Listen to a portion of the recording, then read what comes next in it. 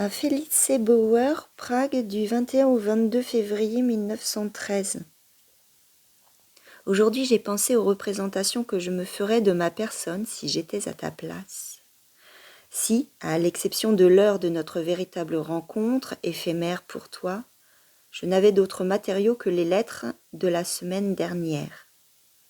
Elles sont pourtant de nature à réfuter suffisamment et à faire oublier tout ce qu'il y avait de viable dans les lettres précédentes, même si dans leur rédaction, un désir, il est vrai, sans force, les avait justement encore poussés dans cette direction, et si je n'ai effectivement pas pu parcourir une lettre sans un extrême dégoût, et cela sans même évoquer toutes les autres raisons plus faciles à comprendre, parce que je ne me sentais pas assez profondément et pas assez souvent poignardée par elle.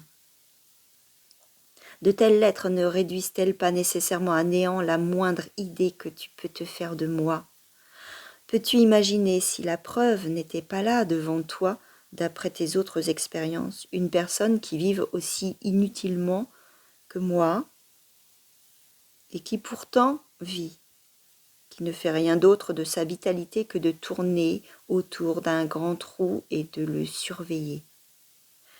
N'es-tu pas presque forcé de croire que ce n'est pas un être humain qui t'écrit, mais quelque spectre fallacieux? Et pourtant, c'est un être humain qui t'écrit, ma chérie. Mais il sait, bien évidemment, après être allé jusqu'à prétendre cela, qu'il pourra à peine décrire les conséquences de cette nature d'être humain, tant elle le dépasse largement. Et il s'efforce d'aller jusqu'à toi et rassemble à cette fin ses pauvres forces et ressent l'éloignement de Berlin comme une distance qui n'est de loin pas aussi pesante que la hauteur qui le sépare de toi. Et en dépit de toute sa bonne volonté, il ne parviendra à rien d'autre qu'à toujours de nouveau te décevoir, comme tu l'écris aujourd'hui. Certes, d'un autre point de vue, mais le rapport à ma personne s'établit tout seul, indépendamment de ton intention. Il ne peut rien faire d'autre, car nous ne disposons que des forces avec lesquelles nous avons été placés dans le monde et ne pouvons, même si notre vie en dépend, aller en chercher de nouvelles dans quelques obscures réserves. Tu n'as pu m'écrire ni au bureau, ni dans le tramway. Dois-je te l'expliquer, ma chérie? Tu ne savais pas à qui tu devais écrire. Je ne suis pas une destination pour des lettres. Si je pouvais calmement me présenter devant toi dans toute l'étendue de mon déplorable état, tu reculerais d'effroi.